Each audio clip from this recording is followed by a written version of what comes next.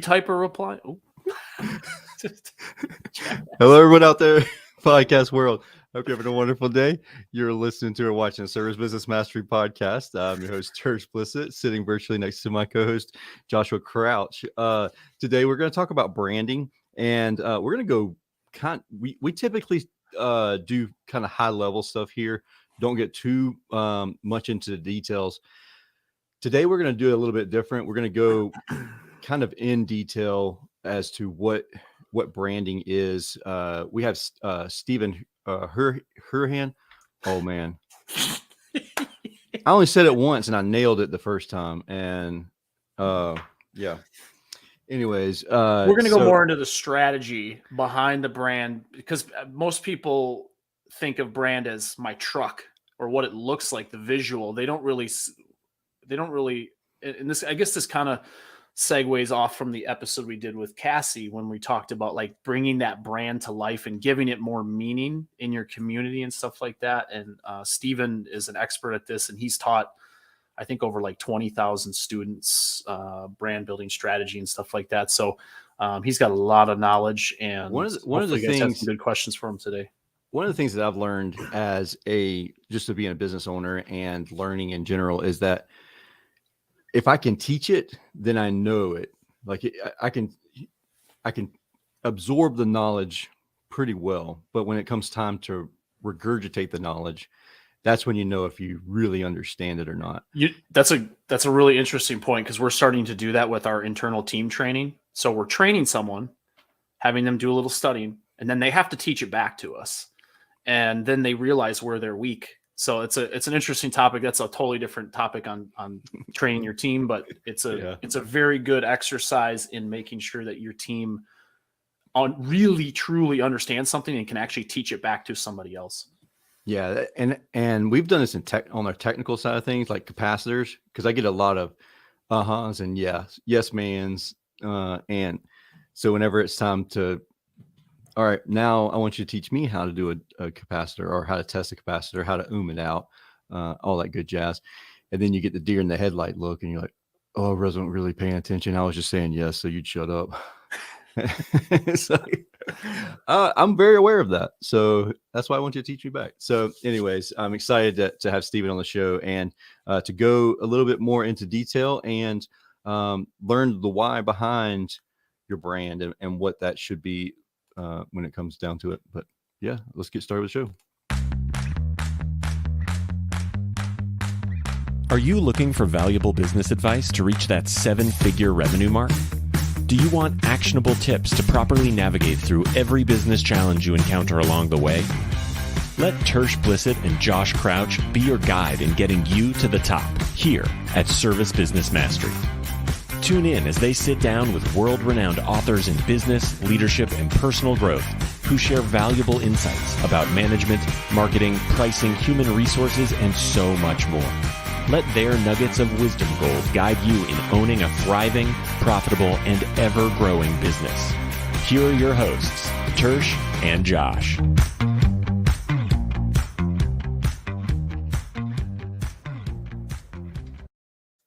Hey, welcome to the show, Stephen. Thanks, guys. Thanks for having me. Absolutely. Yeah, thanks for staying up with us. You're coming. He's coming to us from Australia, so it's about 11 p.m. over there right now. Yep, I'll be hitting the hay straight after this one. Heard that. So tell us a little bit about you and your background and everything you got going on.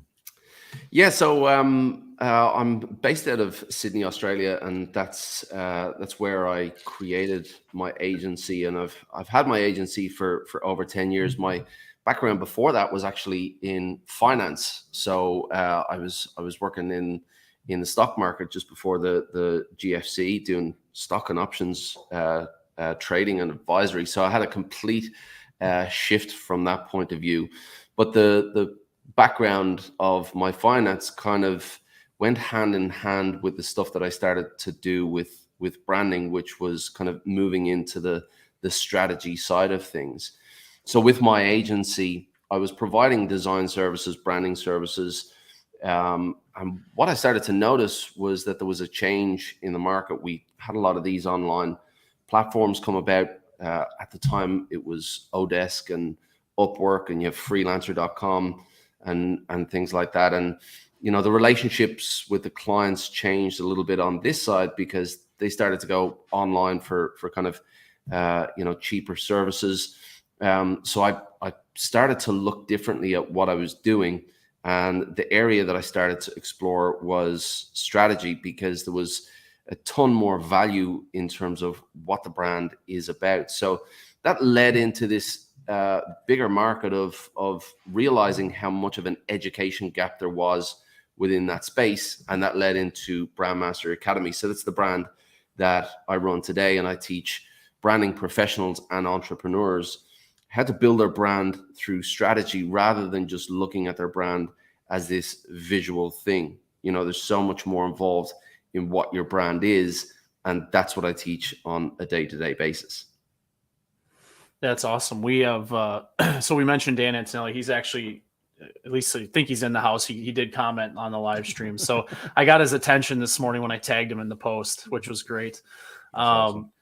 So I guess let's start diving into the $1 million question. What is a brand? And I know it's a really vague question, but let's start peeling back the onion a little bit and what is all. Whoa. Before we get started. Was that too soon? I have to know, in Wisconsin, is there a G in onion? Come on, man. We got don't pick on the northern boy here. We got an Australian accent. We got a southern. I don't have an accent, so right. Okay. Anyways, continue on, Stephen. So yeah, that's a pretty big question, and it can go as long or as broad as you want. But really, I would distill your brand into your reputation. Quite simply, that is what your brand is. We build businesses, and what we try to do is we try to sell those businesses to our audience. Now, the decisions that they make and the decision-making process that they go through take a lot of things into consideration.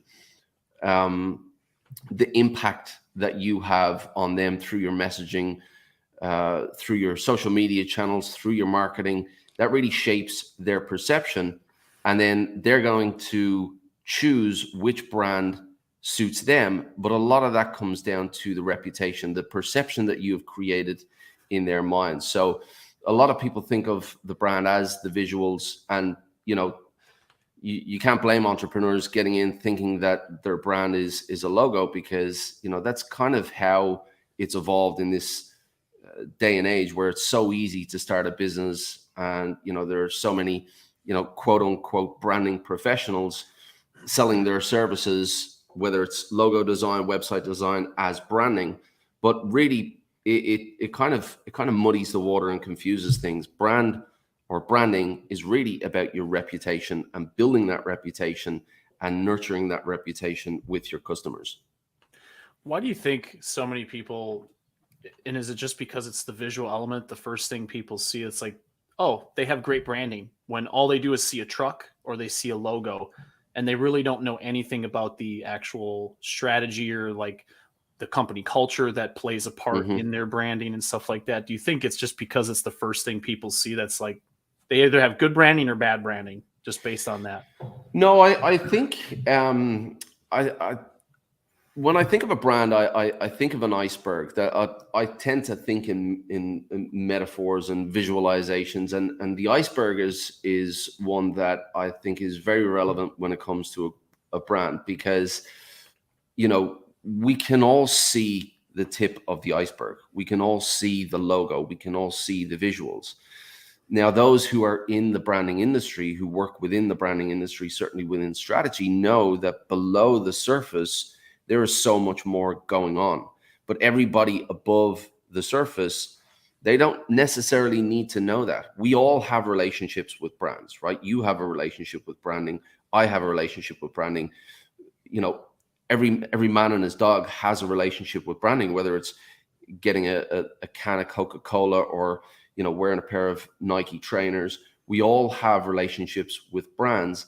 And if you think about the brands that are in your life, that's when you can really start to peel back the onion with a G and start to understand, what brands actually mean. Because if you think of a brand that you like. What brand do you like? What's a brand that's in your life where you're part of their cult following?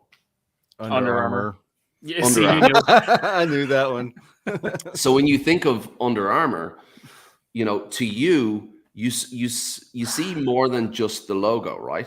That what Under Armour has done is they've created a perception in your mind about what that brand means, and that goes beyond just that logo. They've created a tribe of people who all share similar characteristics, similar traits, similar beliefs, and they've done all of that through strategy by understanding who their audience is, what their audience is passionate about, and then communicating that to them in a way that's going to resonate with them. So let me ask a question. Whenever Josh mentioned we see a brand and we're like, okay, that's a good brand, or especially in our community, and we think about a brand that's done pretty well, a lot of times Josh is right. As a business owner, I assume that it is the logo that's what's created that brand. Is there a time, or is there an amount of subconscious that there's so much of us that we've seen about this brand, we've recognized it in the community, and then it comes full circle, and now all of a sudden we're like, okay, yeah, that's a good brand. Yeah, absolutely. And it's a great question. And there are so many different touch points when it comes to a brand. And, modern brands today can have upwards of 100 touch points. And a touch point can be anything from the website to the social media page, the blog, the video, the customer service, even the onboarding process, the email drip sequence that they might get. These are all touch points. And this is how our minds are shaped and our perceptions are shaped about what a brand means. It's not through one interaction. It's not through one logo.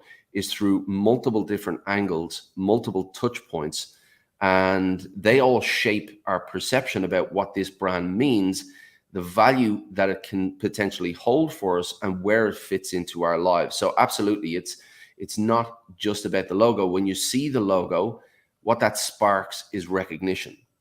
You see the logo, and that visceral connection really connects your memory to all of the other experiences that you have had with that brand, and then collectively that becomes that brand's perception. So the logo, of course, is that tip of the iceberg. It's what is front and center. It's what people remember, and it's probably why people think of a logo when they think of a brand, because it's the easiest thing to remember. But that's just a visual cue to take us back to all of our experiences that we've had with that brand, from when the plumber knocks on your front door and you open that up and he's got a big smile and a handshake, to the invoice that comes through, the emails that they send through. These are all individual touch points, and when they see that logo, they remember all of those touch points, or they've created a perception in their mind about what that brand means. So when it comes to somebody who is thinking about rebranding, okay, their business has grown, or they just want to do it now because they don't want to wait until later because they've seen other people have success with it. Mm-hmm. When they are looking, and I know a lot, like I mentioned earlier in this, before we got on, in the home services industry, I know we have one person who does really well, but that's not the fit for everybody. What should they be looking for in an agency before they hire someone? Or are there some questions they should be asking to make sure that they're going to get a good result from working with this agency? Yeah, one of the best questions you can ask an agency is about their processes. How do they go about developing the brand? Now, what you would hope to hear are customer-centric responses, because at the end of the day, your brand exists for one reason, and for one reason only, and that is to serve the customer. Without that customer, your brand doesn't exist. There's no reason for your brand to exist without that customer. So everything starts from the customer, and understanding who that customer is a huge part of the branding process. When you think about, I need to rebrand, or I need to get a brand, you might think, okay, well, I need a logo. what looks good out there. And that's how a lot of freelancers, or certainly, self-taught designers, might go about designing logos. And, that's where the confusion really starts to come in terms of what branding is, because, these same operators are selling their services as branding services, when really they're not really branding services. They're design services. They're providing designs, they're providing logos, but they don't go into, the detail that they should, if they're supposedly selling branding services, because branding is really about understanding that customer. It's really understanding their world. So what's going on in their lives at the moment? What kind of challenges are they going through? What desires do they want? What kind of outcome do they want to achieve? What are their fears as well? If they don't fix this problem now, what's going to happen down the road? And what are all the emotions attached to those fears and to those desires? Because that's where you can really connect with your customer and your audiences, by tapping into those emotions. So if anybody's thinking of rebranding, or thinking of going out and getting a brand for the first time, they need to remember the iceberg metaphor, and realize that, their brand goes a lot deeper than that.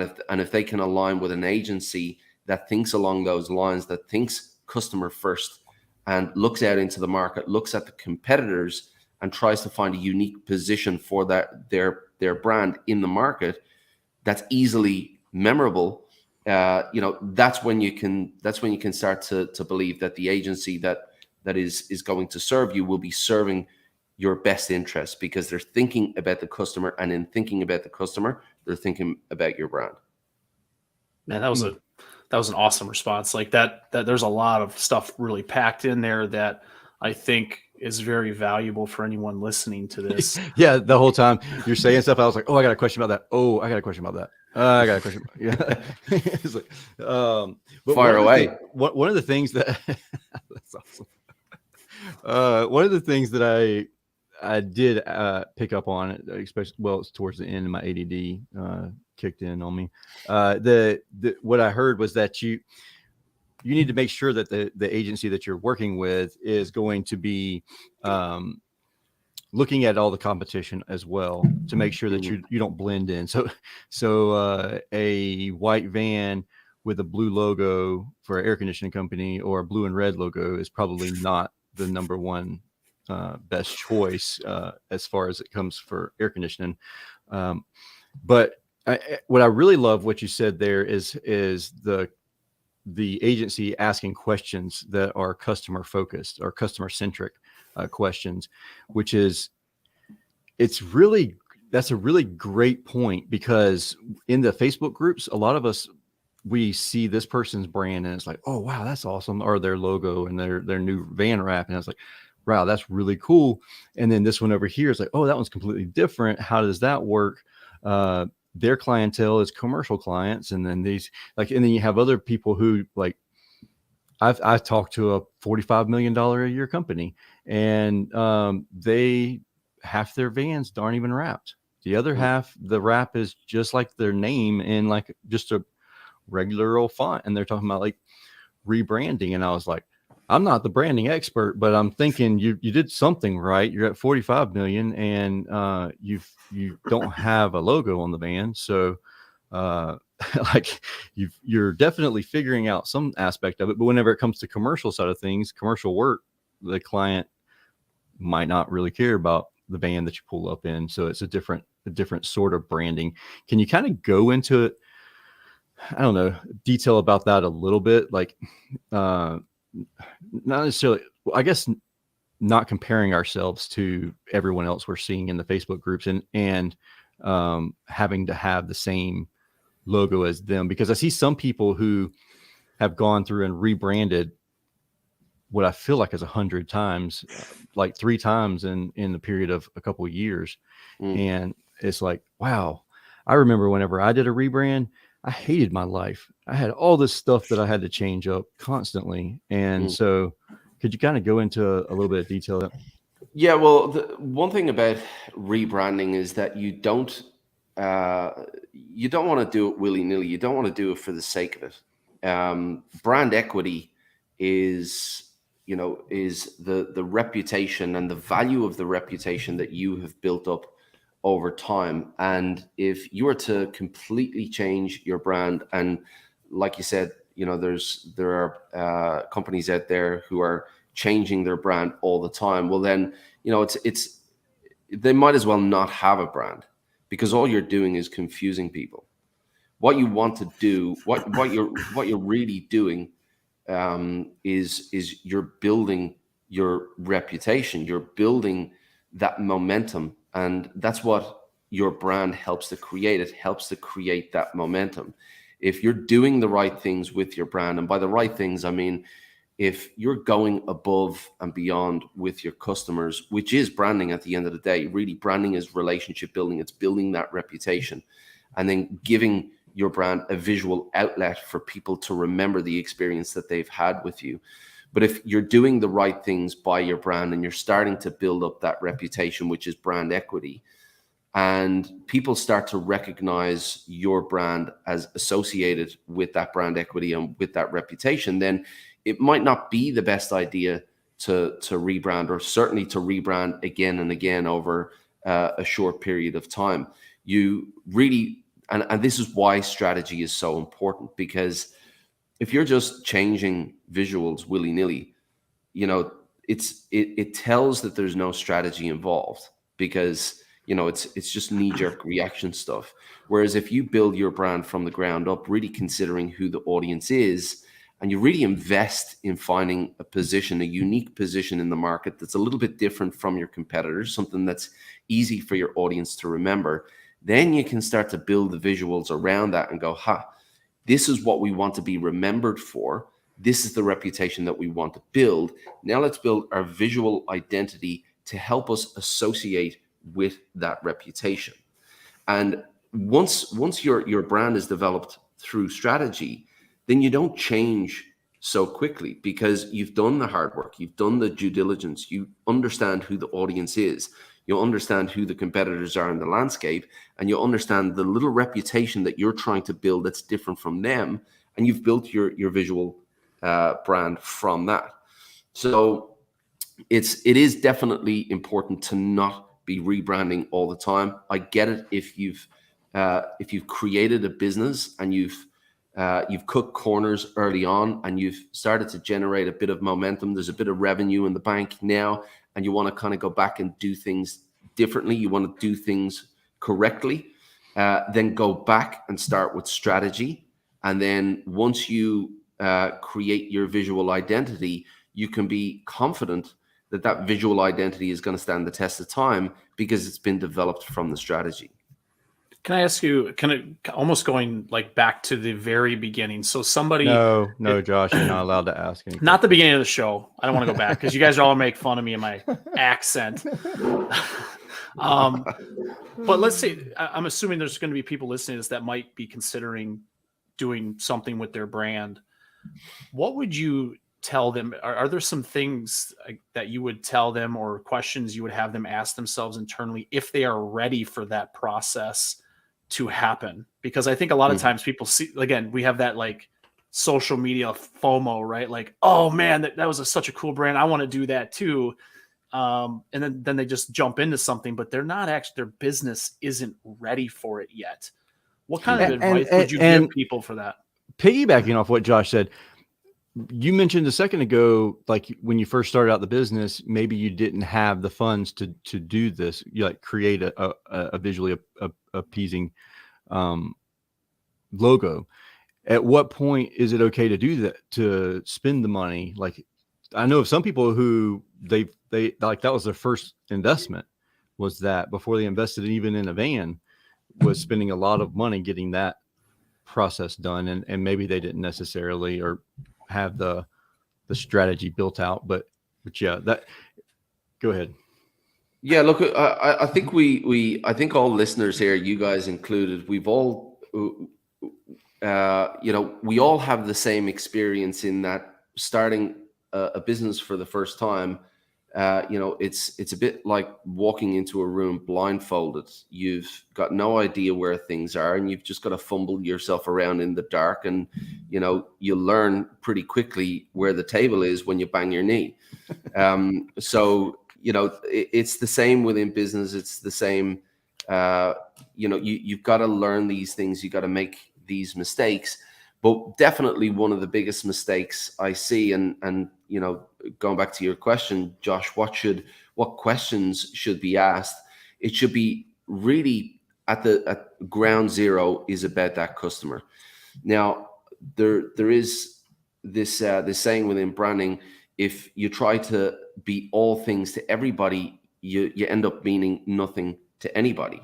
So if you try to go after the entire market, then it's more difficult to become remembered or to own a position in such a broad market, because you're fighting with all the other sharks within that space. Nothing is really there to make you more relevant to this market. But if you have an affinity with a certain group of people, if you understand a certain segment of that market a little bit better than, let's say, the broader market, that is potentially a position that you can go in and try to own. So the position that a brand tries to own is a little place in the mind of the audience about what that brand means. And I'll give you a little bit of an example here. So, and this is probably one of the most famous examples of positioning, but it was back in like the late 60s or the early 70s. Hertz were dominating the car rental market,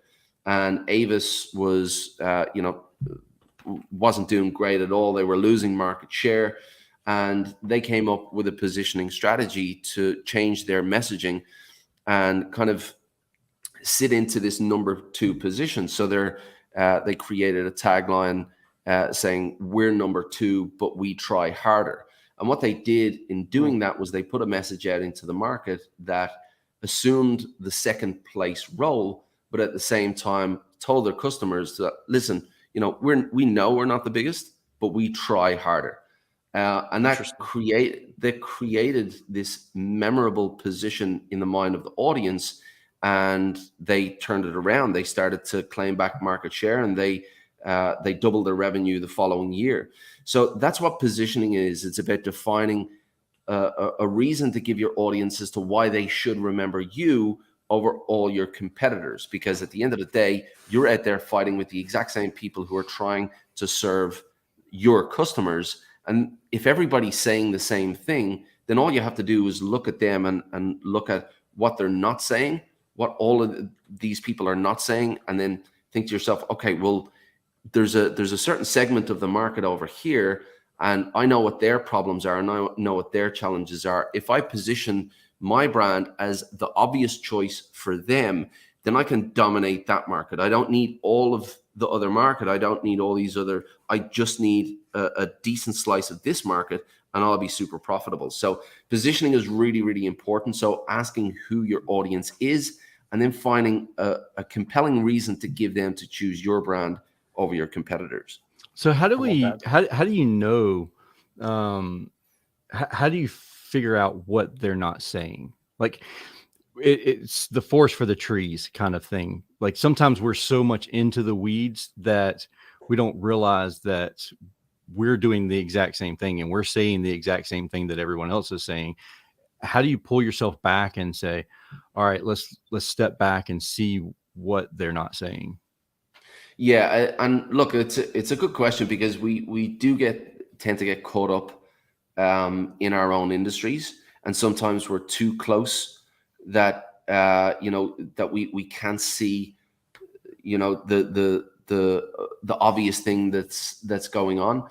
But really, when you start to look at your brand from a strategy point of view, from a strategic point of view, that positioning is so important. So that's why we start with the audience. We start with the audience because, and look, I won't lie, this is difficult especially when you're starting out. There's this, it's kind of counterintuitive that you need to close the door to all this other potential business to say, no, we're only going to focus on this. Now, say no so that you can start saying yes. yeah. But look, you don't have to do that. You can still go after a position and serve other clients until you get so much of the market that you have positioned for, that then you start closing the door to other business. So, yeah, you can get kind of too close to it, and if you are too close to it, then it is difficult to see. Well, look, we're all saying this, but what can I say differently? And that's why I'm saying you go back to the customer. You go back to defining a specific segment of the market that you want to go after. Now, this is different for everybody. You might have a type of service or a type of technology, or a type of relationship or a type of background where you've got the skill sets or the network to be able to go in and be the expert in this place in a way that your competitors can't. And that's obviously a position that would be a little bit more obvious to someone with a bit more expertise in a certain area. But you might have an aunt or an uncle or a family member with a certain type of business, and you've known this type of business your whole life, so you have a bit more insight into who the business owners are and the challenges that they go through, and you can use that to resonate with them. So there are many different ways that you can find your position in your market, but definitely understanding that if you try to be all things to everybody, you'll just blend in with everybody else. And if you are able to segment a slice of the market, it'll be so much easier to be more relevant to them. And if you're more relevant to them, it'll be so much easier for them to remember you. Yeah, that's great. It's a super important point. I think that can't be hammered home enough. I did want to get to one. We had a live question here in the feed, which I'll pop up on the screen and read it. So they said branding is also only effective if people see it. What's the percentage of your marketing that should be spent on branding versus direct marketing? Now, obviously, we don't expect you to give an exact answer because it's different for everybody, but do you have a ratio or something that you generally give advice on for people that ask this question? Look, of course, you need to mobilize your message, and that's what marketing is. But the strategy is the method. The brand strategy is the method, and the marketing strategy is the mode. So if you go out into the market and you start spending dollars on marketing, let's say Facebook ads, for example, then if you don't have a strategy, if you don't know exactly who your audience is and what you want to say to them, then your marketing is going to be more expensive, because Facebook and the algorithm is not going to be able to find the exact people that you're looking for, because you have not defined them in your branding strategy. You have not defined who you're going after, and you don't have a clear picture. So you're casting a wide net. So your messaging is going to be less relevant. So your cost per acquisition is going to be higher. So if you don't do the right things in the beginning, in the long term, your marketing is going to be more expensive. But of course, developing your brand as a vehicle is just the vehicle.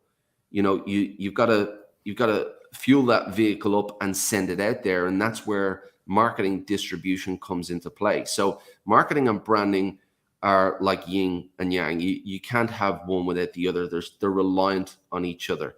And if you do it in the right way, if you build your brand through strategy and you understand exactly who your audience is, then you're going to be better prepared to put a marketing strategy together, because you're going to know who they are, you're going to know where they hang out, and you're going to know the types of messages that they're going to respond to. So I know that there is a tried and tested path to market for entrepreneurs who don't have kind of any insight into branding, which is get yourself a logo, get yourself a website, and go out and start throwing money at Facebook ads.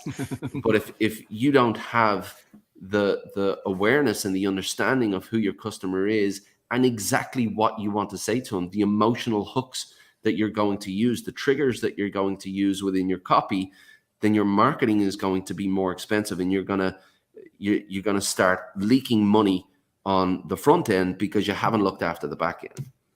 So what I hear you saying is that we need to focus on an avatar. Like we need to determine our avatar or our targeted audience for our marketing.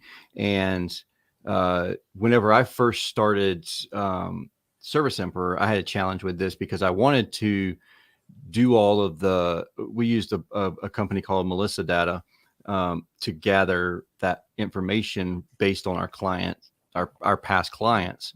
And because we were a brand new company, we had a challenge that we didn't have enough data to know who our target audience was. And at that point, I'm like, just give me the rich people. That's what I want. And so, but in reality, we figured out that we really did well with certain individuals, but it took us a year or so of gathering that information. And it was kind of a struggle for a year for us there. But then once we figured out that avatar, then it was very easy for us to create, develop, ad spend and advertising in general that targeted those individuals, so it was a lot more receptive to them than just throwing spaghetti at a wall and seeing what sticks type thing. Yeah. And look, if you have the data to call upon, that's great. If you've got the pixel data, if you've got the analytics data, if you've got all of that data, then that's great. But a lot of people build brands or create companies, and they're in the position where they're like, okay, we need to build a brand. And that's when they start asking the question for the first time. They don't have any data to go on. And they're looking into the market going, well, who are we going to serve? How are we going to be different? And that's why I said before, it's different for everybody deciding who that audience is going to be. And you don't always have the data to tell you who your perfect customer is. And just going back to what you said before, I just wanted all the rich people. Well, somebody else might decide that they just want the rich people as well, but they might get a little bit more niche in exactly what type of rich person that they're going after, what type of house, what type of suburb. And from there, you can start to understand and build that client avatar, that audience persona, as to what this type of person responds to. Are their challenges and problems the same as the rest of the market, or are they slightly different? And what triggers can you use to really resonate with those? Is that going to affect your brand identity? Are you going to have a more luxurious looking brand identity to set yourself apart from the rest? So have a black van instead of a white van, and have some traditional type that looks more like a high street fashion brand than it does a plumber, for example, because these are the type of people that you want to go after. You want to align yourself with them. You want to trigger them, and you want to, you want to be the go-to for this avatar. And if you start showing up in this neighborhood time and again with this black looking van, that's completely different to all other plumbers, and you decide that you're gonna dress slightly differently to appeal to that luxury market, then all of a sudden you're positioning yourself in a more strategic way than just slapping a logo on a white van and getting out there into the broad market. Yeah, and it's so crazy how the colors really matter when it comes to that thought process also. And that's a rabbit hole we could dive into that we'll have to do that on a different day. But Josh, do you have any other questions? No. Stephen, where can people find out more about you? Yeah, brandmasteracademy.com is the website. There's a YouTube channel as well. There's over 150 there's over 250 videos up there now. So if you wanted to kind of dive deep into all the stuff that I've been talking about, from positioning to audience personas, customer journeys, differentiation strategy, there's videos on all of that stuff. And Stephen, that's Brandmaster Academy for the YouTube channel, right? Same correct name. Correct. If building your brand through strategy is something that you're into, or that you believe you could be into, and you certainly should be if you're building a business and building a brand, then just devouring all the videos on that channel will give you, you'll have more branding knowledge than 99% of your customers. or 99% of your competitors. That's a Awesome. great resource. So I appreciate you sharing that. We'll make sure that we put that in the show notes as well. Yep, no worries. Hey, we appreciate everything. If anybody has any questions, don't hesitate to reach out to myself, Josh, or Stephen. And thank you again, Stephen, for coming on the show today and really sharing all of this with us, because it's easy to dive into the weeds on some things, but then it's very easy for people to have FOMO, because I mean, as an entrepreneur, a lot of us, shiny object syndrome. It's like, oh, this is like, we don't even need to be focused on this. I need to be focused on this. And I really appreciate you coming in and kind of setting us straight a little bit on that. No problem at all. It's been an absolute pleasure, gents. Absolutely. We'll see you guys. Thanks, guys.